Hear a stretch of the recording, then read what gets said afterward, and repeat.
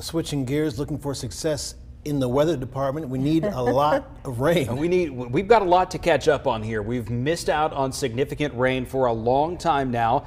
How long has it been since we've had at least 1 inch of rain in a single day? Well, that was 77 days ago. A ½ inch of rain 58 days ago, and that has what has led most of north and central Alabama into some of the worst drought conditions we've had in about 5 years.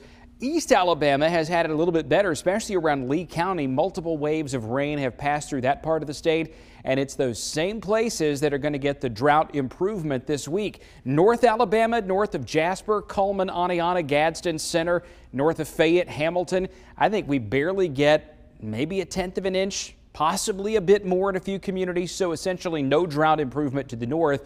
That narrow green band right there that runs from around Demopolis to Northport and from close to Clanton up to about Gardendale and from Rockford up to about Asheville, Anniston, and Jacksonville. This is where we could have up to maybe a ½ 6/10 of an inch of rainfall.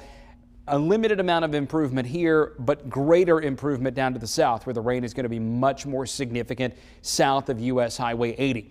That is WVTM 13 live Doppler radar, and this time tomorrow night it will have some rain on it coming in from the southwest. The clouds that we have in place right now are coming from this storm system that is still really getting cranked up over the northern Gulf of Mexico. It's taking all the warm water here, converting it into clouds and rain and flinging it northward, but there's a problem.